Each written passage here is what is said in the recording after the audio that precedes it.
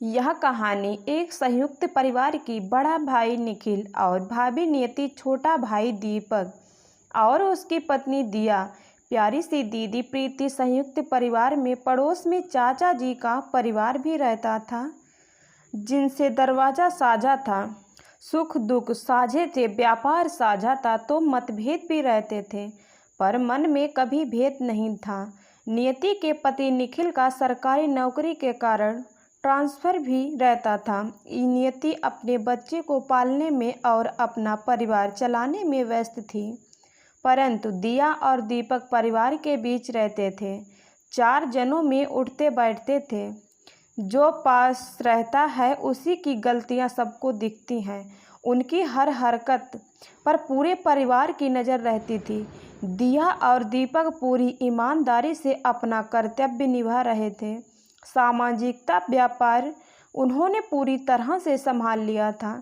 सब उनसे बहुत खुश थे, विशेष तौर पर दीपक के पिता। उनके अनुसार छोटी बहू बेटे ने अपना फ़र्ज बाखूबी निभाया था। इतनी पढ़ाई लिखाई का कोई उपयोग होना चाहिए था।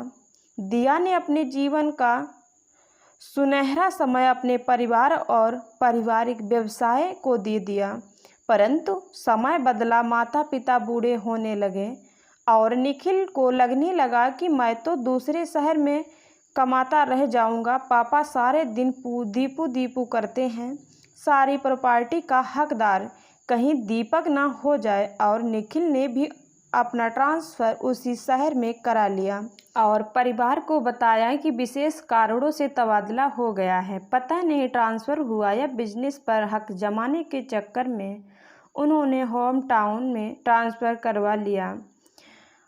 कुछ पता ही नहीं था। नियति से उसका हमेशा का ही प्रेम था और नियति उसे हमेशा अपनी बहन कहा करती थी, तो दिया ने इतना दिमाग भी नहीं लगाया कि नियति खराब हो गई है। अब नियति ने जाल बुनना शुरू किया। उसने दिया को गौर से देखना, उसकी बुराइयों को चुन चुन कर प्रोजेक्ट पर पूरे परिवार को दिखाना और उसको देखकर सीखना शुरू किया।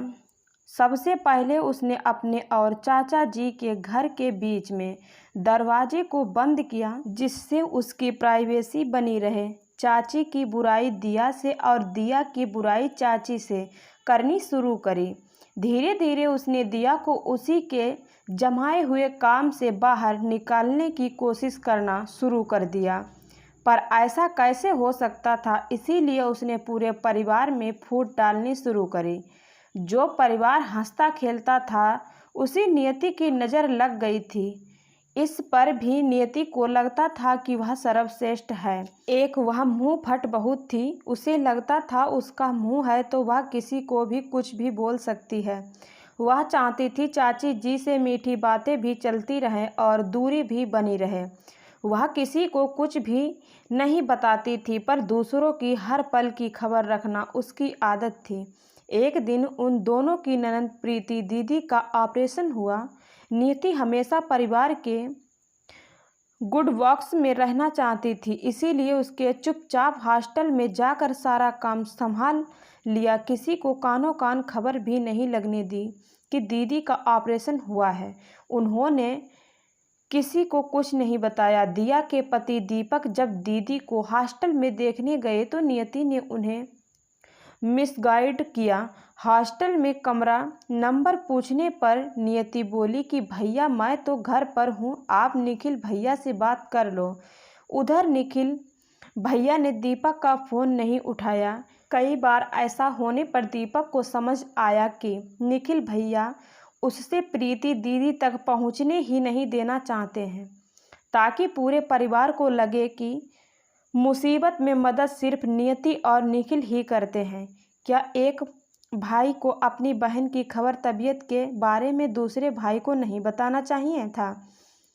इस कारण के बाद सबको परिवार में ऐसे लगने लगा कि दिया और दीपक तो ननद से कोई मतलब ही नहीं है। प्रीति दीदी को लगा कि सिर्फ नियति ही सबकी मदद करती है। यह निखिल नियत का एक तरीका था समाज के सामने मददगार बनने का, जिससे वह लोगों को अपने एहसासों तले दबाकर अपनी मर्जी का काम उनसे करवा सके। परिवार में किसी की शादी ब्याह होने पर, कोई दुख सुख होने पर सामाजिकता के नाम पर नियति और निखिल भागे चले जाते थे। उस समय दिया और दीपक बेचारे घर का बिजनेस का सारा काम अकेला संभाल लेते थे। क्या नियति का यह भी फर्ज नहीं था कि बड़े होने के नाते दिया को भी साथ लेकर चलें? उनके कभी भी दिया को कुछ नहीं बताया कि इस काम से जा रहे हैं। चुपचाप घर से निकल जाना और समाज में जाकर सामाजिकता निभाना, घर का कामकाज फैलाकर छोड़ जाना, यही नियति की नीयत थी। दिया और नियति के ससुर एक पुरानी जमीन थी जिसके कागज नियति के पास थे। अब ससुर जी की मृत्यु हो गई थी और नियति की नीयत खराब हो जाने के कारण सारे जमीन पर वह अपना हक समझने लगी थी, जो कि उसकी ही थी। नहीं, दीपक के द्वारा बड़े भाई को फ़ोन करने पर निखिल ने उसे बहुत बुरी तरह से धमकाया, सड़क पर लाने की चेतावनी दी और यह भी कहा कि मैंने ज़िंदगी भर भुगता है, अब इस ज़मीन पर सिर्फ मेरा हक है। दीपक को समझ ही नहीं आया कि आप तो इस घर में रह ही नहीं रहे थे, नौकरी लगते ही घर से बाहर चले जाना किस प्रकार के भुगतने की श्रेणी में आता है। दिया ने जब परिवारजनों को निखिल भैया की बुरी नीयत के बारे में बताया तो किसी ने माना ही नहीं कि भैया ऐसे हो सकते हैं, इतनी बुरी तरह से बात कर सकते हैं। अब दिया को लगने लगा जिसके पाँव ना फटी बीमारी वो पीर पराई क्या जाने। जब इंसान के ऊपर मुसीबत आती है तो वह परिवार का ही मुख देखता है। उसने सब परिवारजन बहनों से भी शिकायत करी, पर प्रीति दीदी को बहुत प्रेमी हो गई थी। उन्हें यह डर लगता था कि निखिल भैया को नाराज़ कर देंगे, पर उनके बच्चे की शादी में मायरा भरने के समय कौन खड़ा होगा। उन्हें तो निखिल की कोई गलती दिखनी ही नहीं बंद हो रही थी, क्योंकि निखिल ने दीपक का रास्ता बंद कर प्रीति दीदी की मदद करी थी। दीदी को ऐसे लगना लगा था कि सिर्फ निखिल भैया ही सबको प्यार करते हैं, सबकी परवाह करते हैं। दिया बहुत परेशान थी। उसने चाचा जी से भी शिकायत करके देख लिया, पर उन्हें तो दोनों भाइयों की लड़ाई में मज़ा आ रहा था। वह बोले, नियति तो नंगी है, वह तो ऐसा ही करेगी। तुम में दम हो तो उससे लड़ लो, मैं क्या कर सकता हूँ चाचा जी। बड़े तो होना चाहते थे पर कोई फ़र्ज नहीं निभाना चाहते थे। दिया हैरान थी, इतने पढ़े लिखे परिवार में कोई ऐसा कैसे बोल सकता है? कैसे किसी इंसान से अपना हक मांगा जाए? लोग मीठा बोलकर पीठ में छुरी कैसे मारते हैं? यह चाचा जी ही पापा के मरने के बाद उनके सर पर हाथ रख कर बोले थे कि तू चिंता मत कर, पिता नहीं है तो क्या हुआ, मैं तो हूँ ना। उसने सोचा ऐसा तो नहीं चलेगा, कोर्ट कचहरी वह जाना ही चाहती थी, अतः उसने एक उपाय सोचा। दिया ने पूरे परिवार की एक मीटिंग बुलाई, उसमें नियति और निखिल के बारे में सबको बताया। सब लोग सहमत थे क्योंकि सब किसी न किसी प्रकार से उनको भुगत ही रहे थे और सब ने नियति और निखिल को खुले शब्दों में समझाया कि इस तरह का व्यवहार गलत है।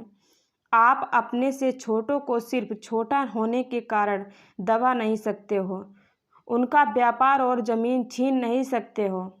यह कहावत आज सच साबित हो रही थी कि क्या छोटे हैं तो दबाओगे, बिना बात भाई की ज़मीन पर कब्जा करने वाले को ईश्वर भी माफ़ नहीं करेगा।